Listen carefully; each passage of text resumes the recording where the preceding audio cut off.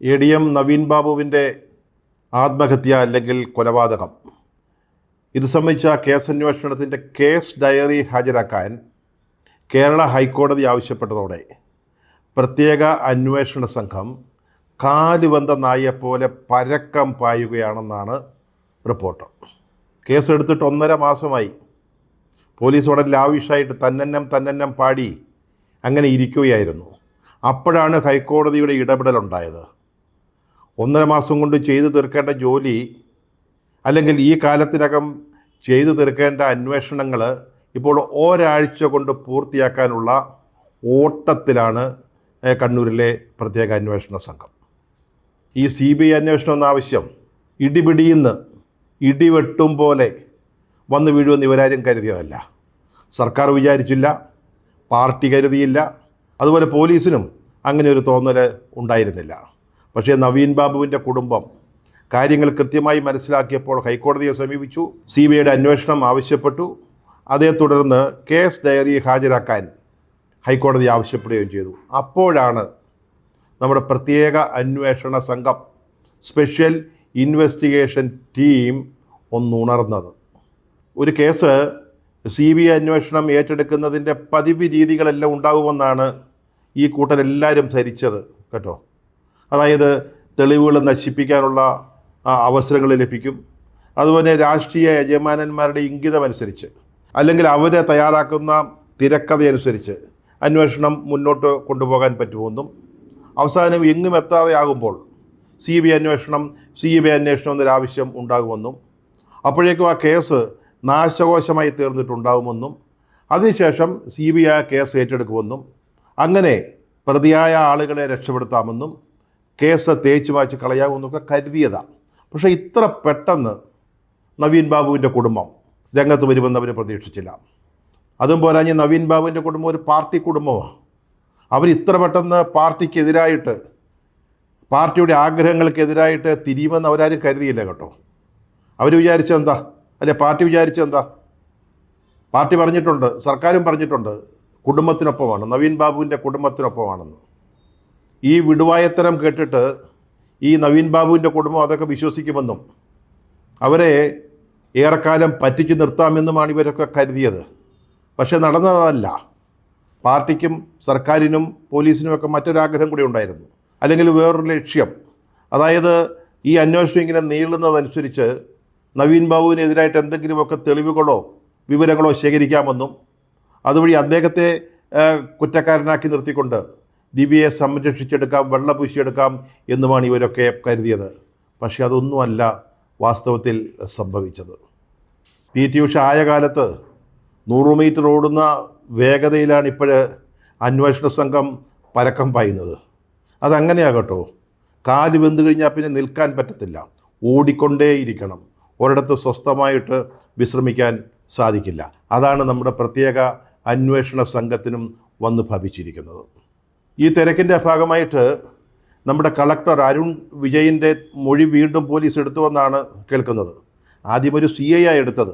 ഇത്തവണ ആരാണെന്നുള്ളത് മനസ്സിലായിട്ടില്ല. CI ആണോ അതിന് മുകളിലുള്ള ആരെങ്കിലും ആണോ?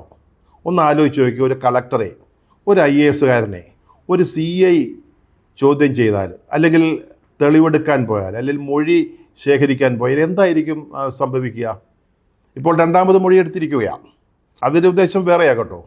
അതായത് എനിക്കൊരു തെറ്റ് പറ്റിപ്പോയി എന്ന് നവീൻ അദ്ദേഹത്തിൻ്റെ ചേംബറിൽ, കളക്ടറുടെ മുറിയിൽ വന്നിട്ട് പറഞ്ഞു എന്നൊരു മൊഴി ഉണ്ടായിരുന്നു കളക്ടറുടെ വകയായിട്ട്. അത് ദിവ്യയെ രക്ഷിക്കാൻ വേണ്ടിയുള്ളതായിരുന്നു. അപ്പോൾ ആ മൊഴിയിലൊരു വ്യക്തത വരുത്താൻ വേണ്ടിയാണ് ഇപ്പോൾ വീണ്ടും കളക്ടറെ ചോദ്യം ചെയ്തത്, അല്ലെങ്കിൽ വിവരം ശേഖരിച്ചത് എന്നാണ് പോലീസ് പറയുന്നത്. എന്ത് വ്യക്തത വരുത്താനാ? അന്ന് വിവാദ വിഷയമായ യാത്രയപ്പ് യോഗത്തിൽ ദിവ്യ ഇറങ്ങിപ്പോയതിന് ശേഷം, ആക്ഷേപ ശരവർഷം നടത്തിയതിന് ശേഷം, നവീൻ ബാബുവിനെ അപമാനിച്ചതിന് ശേഷം, PP ദിവ്യ ഇറങ്ങിപ്പോയതിന് ശേഷം നവീൻ ബാബു അദ്ദേഹത്തിൻ്റെ മറുപടി പ്രസംഗത്തിൽ അദ്ദേഹത്തിൻ്റെ ഭാഗത്തുനിന്ന് ഒരു തെറ്റും സംഭവിച്ചിട്ടില്ല, ഒരു കുറ്റവും ചെയ്തിട്ടില്ല എന്ന് പറഞ്ഞതാണ്. പിന്നെ എന്ത് വ്യക്തത വരുത്താൻ, കളക്ടറുടെ മൊഴിയിൽ എന്ത് വ്യക്തത വരുത്താനാണ് പോലീസ് ഉദ്ദേശിക്കുന്നത്? വാസ്തവത്തിൽ എന്തായിരിക്കും സംഭവിക്കുക? CPMൻ്റെ മിടുക്കന്മാരായ വക്കീലന്മാരുണ്ട്, അവരാരെങ്കിലും എഴുതി കൊടുത്ത ഒരു മൊഴി അത് കളക്ടർ വീണ്ടും അന്വേഷണം നടത്തിയെന്ന പോലീസ് ഉദ്യോഗസ്ഥനോട് പറഞ്ഞിട്ടുണ്ടാവും. അത് ഒരുപക്ഷേ നവീൻ ബാബുവിനെയും അദ്ദേഹത്തിൻ്റെ കുടുംബത്തെയും വീണ്ടും ഒരിക്കൽ കൂടി ഒറ്റുകൊടുക്കുന്നത് ആയിരിക്കാം. വാസ്തവത്തിൽ കളക്ടർ വ്യക്തത വരുത്തേണ്ടത് ഏത് കാര്യങ്ങളിലാണ്? രക്തബന്ധമുള്ളവരുടെ സാന്നിധ്യത്തിലല്ലാതെ ഒരു മൃതശരീരത്തിൻ്റെ ഇൻക്വസ്റ്റ് നടത്തരുത് എന്നുണ്ട്. അത് ലംഘിച്ചു. അതിനെപ്പറ്റി വിശദീകരണം കളക്ടറുടെ പക്കൽ നിന്ന് ശേഖരിച്ചിട്ടുണ്ടോ? അതുപോലെയാണ് നവീൻ ബാബുവിൻ്റെ കുടുംബം പത്തനംതിട്ട നിന്ന് കണ്ണൂരിലേക്ക് വന്നുകൊണ്ടിരിക്കുമ്പോൾ അവർ കളക്ടറോട് ആവശ്യപ്പെട്ടു, ഞങ്ങൾ വരാതെ പോസ്റ്റ്മോർട്ടം നടത്തരുത്. അതുമാത്രമല്ല, പരിയാരം മെഡിക്കൽ കോളേജിൽ അത് നടത്തരുത്. പരിയാരം CPMൻ്റെ ഒരു കേന്ദ്രമാണ്. അവിടെ അവർ വിചാരിക്കുന്നതിനപ്പുറത്തും മറ്റൊന്നും സംഭവിക്കില്ല. അതുകൊണ്ട് അവിടെ പോസ്റ്റ്മോർട്ടം നടത്തരുത്. നവീൻ ബാബുവിൻ്റെ കുടുംബം കളക്ടറോട് അഭ്യർത്ഥിച്ചതാണ്. പക്ഷേ അവരെ ആശ്വസിപ്പിക്കുകയാണ് കളക്ടർ ചെയ്തത്. ഒരു കുഴപ്പമില്ല, ഞാൻ നോക്കിക്കോളാമെന്ന് പറഞ്ഞതാണ്. അപ്പോൾ കുടുംബത്തിൻ്റെ ആവശ്യം മറികടന്നുകൊണ്ടാണ് വളരെ തിടുക്കത്തിൽ അവർ വരുന്നതിന് മുമ്പേ പോസ്റ്റ്മോർട്ടം നടത്തിയതും അത് പരിയാരം മെഡിക്കൽ കോളേജിൽ തന്നെ നടത്തിയതും. ഇതിന്മേലൊരു വ്യക്തത കൈവരിക്കാൻ പോലീസ് എന്തെങ്കിലും കളക്ടറോട് ചോദിച്ചിട്ടുണ്ടോ? ഇവിടെ PP ദിവ്യയുടെ ഒന്നാമത്തെ ഏറ്റവും പ്രധാനപ്പെട്ട സാക്ഷിയാണ് കളക്ടർ. അദ്ദേഹത്തിൽ നിന്ന് ചോദിച്ചറിയേണ്ട കാര്യങ്ങൾ ഇതായിരുന്നു.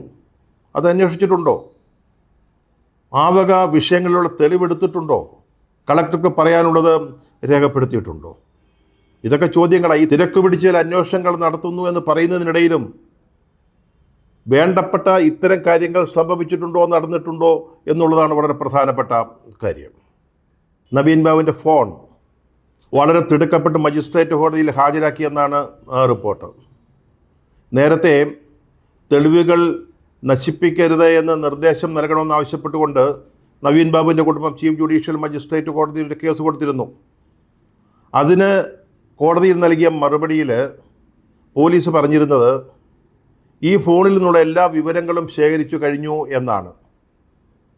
അപ്പോൾ ഫോറൻസിക് അന്വേഷണത്തിന് അല്ലെങ്കിൽ ഫോറൻസിക് പരിശോധനയ്ക്ക് ഈ ഫോൺ വിട്ടുകൊടുത്തിരുന്നോ എന്നൊരു ചോദ്യം അവശേഷിക്കുകയാണ്. വാസ്തവത്തിൽ കോടതിയുടെ അനുമതി അനുസരിച്ചായിരിക്കണ്ടേ മൊബൈൽ ഫോൺ പോലെയുള്ള വസ്തുക്കൾ ഫോറൻസിക് പരിശോധനയ്ക്ക് വിടേണ്ടത്? ഇവിടെ അത്തരത്തിലൊരു പരിശോധന നടന്നതായി കാണുന്നില്ല. ഫോൺ കോടതിയെ ഏൽപ്പിച്ചിരിക്കുകയാണ്. ഇങ്ങനെയാണോ വേണ്ടത്? ഇതാണോ നിയമപരമായ നടപടിക്രമം? ചോദ്യങ്ങൾ അവിടെയും ഉയരുന്നുണ്ട്.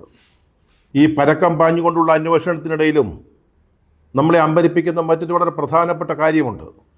അത് ഈ പമ്പിൻ്റെ NOC എതിർപ്പില്ലാ രേഖയ്ക്ക് വേണ്ടി അപേക്ഷ സമർപ്പിച്ച പ്രശാന്തിൻ്റെ കാര്യത്തിൽ പോലീസ് എടുക്കുന്ന നടപടിയാണ്. നമ്മൾ ഈ വീഡിയോ ചെയ്യുമ്പോഴും അയാളെ ഇതുവരെ ആ കേസിൽ പ്രതിയായിട്ടില്ല. ഇതൊരു പ്രധാനപ്പെട്ട കണ്ണിയാണ്. അയാളെ കാര്യമായിട്ട് ചോദ്യം ചെയ്തിട്ടില്ല. ചില ആളുകൾ പറയുന്നത് നവീൻ ബാബുവിൻ്റെ മരണശേഷം അദ്ദേഹം പലരോടും പറഞ്ഞു ADM എന്നോട് പണം ചോദിച്ചിട്ടില്ല, ഞാൻ അദ്ദേഹത്തിന് പണം കൊടുത്തിട്ടില്ല എന്ന് പലരോടും അദ്ദേഹം പറഞ്ഞിട്ടുണ്ടെന്നാണ് പറയുന്നത്. അതേസമയം ഇദ്ദേഹം ഈ ആത്മഹത്യക്ക് അല്ലെങ്കിൽ ഈ മരണത്തിന് ശേഷം നവീൻ ബാബുവിൻ്റെ മരണത്തിന് ശേഷം മുഖ്യമന്ത്രിക്ക് ഒരു പരാതി കൊടുത്തു. ആ പരാതി ഇപ്പോഴൊരു വലിയ വിവാദ വിഷയമാണ്. അത് അദ്ദേഹം കൊടുത്തതല്ല, അദ്ദേഹത്തിൻ്റെ പേരല്ല, അദ്ദേഹത്തിൻ്റെ ഒപ്പല്ല. അത് തിരുവനന്തപുരത്ത് CPMൻ്റെ ഒരു ഉന്നത കേന്ദ്രത്തിലെ ഒരു ഉന്നത നേതാവ് ചമച്ചതാണ്, വ്യാജമായി ഉണ്ടാക്കിയതാണ്. അതാണ് ഇപ്പോഴത്തെ പരാതി. ആ വഴിക്കുള്ള അന്വേഷണം നടന്നു. അതുപോലെ തന്നെ നവീൻ ബാബുവിൻ്റെ മരണം സംബന്ധിച്ചുള്ള ഗൂഢാലോചന അത് ഏറ്റവും കൂടുതൽ നന്നായിട്ട് അറിയാവുന്ന ഒരാൾ പ്രശാന്താണ്. അക്കാര്യം പ്രശാന്തിൽ നിന്ന് അതിൻ്റെ വിശദാംശങ്ങൾ ശേഖരിക്കാൻ പോലീസ് തയ്യാറായിട്ടുണ്ടോ? നവീൻ ബാബുവിൻ്റെ മരണം സംബന്ധിച്ച രഹസ്യങ്ങളിലേക്കുള്ള അത് സംബന്ധിച്ചുള്ള ചുരുളുകൾ അഴിക്കാനുള്ള ഒരു താക്കോലാണ് വാസ്തവത്തിൽ പ്രശാന്ത്. അയാളെ വേണ്ട പോലെ ചോദ്യം ചെയ്തോ? ആരാണ് ഈ പമ്പിന് വേണ്ടി പണം മുടക്കുന്ന ആൾ? ഇതിന് യഥാർത്ഥ ഉടമസ്ഥൻ ആരാണ്? ആര് പറഞ്ഞിട്ടാണ് ഈ എതിർപ്പില്ലാ രേഖയ്ക്ക് വേണ്ടി PP ദിവ്യ ADMൻ്റെ അടുക്കൽ ശുപാർശ നടത്തിയത്? പോയി സൈറ്റ് ഇൻസ്പെക്ട് ചെയ്ത് വേണ്ടത് ചെയ്യണം എന്നാവശ്യപ്പെട്ടത്? ഈ പമ്പിൻ്റെ പിന്നിൽ ഏതൊക്കെ CPM നേതാക്കളാണ് ഉള്ളത്? ആരൊക്കെ ഇതുമായി ബന്ധപ്പെട്ട് പ്രവർത്തിച്ചിട്ടുണ്ട്? ഇത് സംബന്ധിച്ച ഗൂഢാലോചനയിൽ ആരൊക്കെയുണ്ട്? പാർട്ടിയിൽ ആർക്കൊക്കെ ബന്ധമുണ്ട്? ജില്ലാ നേതൃത്വത്തിൽപ്പെട്ട ആർക്കൊക്കെ ഇതുമായിട്ട് ബന്ധമുണ്ട്? പലരുടെയും പേരുകൾ കേൾക്കുന്നുണ്ട്. നമ്മളതൊക്കെ പലവട്ടം ഇവിടെ പറഞ്ഞതാണ്. ഒരു പള്ളിയുടെ സ്ഥലമാണ് ഈ പമ്പ് ആരംഭിക്കുന്നതിന് വേണ്ടി പാട്ടത്തിനെടുത്തിരിക്കുന്നത്. ഒരു പള്ളിയുടെ സ്ഥലം വികാരി അച്ഛനോ കപ്പ്യാരോ മാത്രം വിചാരിച്ചാൽ കൊടുക്കാൻ പറ്റുന്നതല്ല. ഇടവക ജനങ്ങളോട് മുഴുവൻ ഉത്തരം പറയേണ്ട ഒരു കാര്യമാണ്. ഇടവക കമ്മിറ്റി ചേർന്ന് തീരുമാനിച്ചിട്ട് വേണം ഈ ഭൂമി പാട്ടത്തിന് കൊടുക്കാൻ. അങ്ങനെ സംഭവിച്ചിട്ടുണ്ടോ? അങ്ങനെ ഈ പ്രശാന്ത് എന്ന് പറയുന്ന ആളങ്ങോട്ട് ചെന്നിട്ട് പള്ളി കമ്മിറ്റിയുടെ മുമ്പാകെ ഒരു അപേക്ഷ നൽകിയാൽ എന്നാ പിടിച്ചോ 40 സെൻറ്റ് ഭൂമി എന്നൊന്നും ആരും പറയില്ല. അപ്പോൾ ആരെങ്കിലുമൊക്കെ ഈ പള്ളിയുടെ ഭാരവാഹികളിൽ കമ്മിറ്റി അംഗങ്ങളിൽ സ്വാധീനം ചെലുത്തിയിട്ടുണ്ടാവും. അതാരൊക്കെയാ? അത് ചോദിച്ചറിഞ്ഞാൽ തന്നെ കൃത്യമായിട്ട് സൂചനകൾ കിട്ടും ഈ ഗൂഢാലോചനയ്ക്ക് പിന്നിൽ ആരൊക്കെ പ്രവർത്തിച്ചിട്ടുണ്ട് എന്ന്. നമ്മൾ നേരത്തെ പറഞ്ഞ പ്രശാന്തിൻ്റെ പരാതി, ആ പരാതിയുടെ വിശദാംശങ്ങൾ എല്ലാ മാധ്യമങ്ങളിലും വന്നതാണ്. മാതൃഭൂമി അതിൻ്റെ എല്ലാ വശങ്ങളും കൊടുത്തതാണ്, റിപ്പോർട്ട് ചെയ്തതാണ്. പക്ഷേ ഇന്നിപ്പോൾ മുസ്ലിം ലീഗിൻ്റെ ഒരു നേതാവ് വിവരാവകാശ നിയമപ്രകാരം ഇങ്ങനെ ഒരു പരാതി കിട്ടിയിട്ടുണ്ടോ എന്ന് മുഖ്യമന്ത്രിയുടെ ഓഫീസിൽ ചോദിച്ചു. വിവരാവകാശ നിയമപ്രകാരമാണ്. പക്ഷേ കിട്ടിയ മറുപടി ഈ പരാതി ഏത് കാലയളവിലാണ് കൊടുത്തത് എന്ന് വ്യക്തമാക്കാത്തത് കൊണ്ട് ഇതിൻ്റെ മറുപടി പറയാൻ പറ്റില്ല എന്നാണ്. എന്തുകൊണ്ടാണ്? അതിനുമേലെ അന്വേഷണം നടന്നാൽ കേസ് ഡയറിയിൽ അത് സംബന്ധിച്ച് വിവരം കൊടുക്കണമെങ്കിൽ അന്വേഷണം നടത്തണം. അങ്ങനെ നടന്നാൽ AKG സെൻറ്ററിലും മുഖ്യമന്ത്രിയുടെ ഓഫീസിലും പോയി അന്വേഷിക്കേണ്ടി വരും. അവിടുത്തെ പലരോടും ചോദ്യങ്ങൾ ചോദിക്കേണ്ടി വരും. ഈ കേസിൻ്റെ പിന്നിലെ ഏറ്റവും പ്രധാനപ്പെട്ട സൂത്രധാരൻ, കിങ് പിൻ എന്ന് പറയുന്നത് പ്രശാന്താണ്.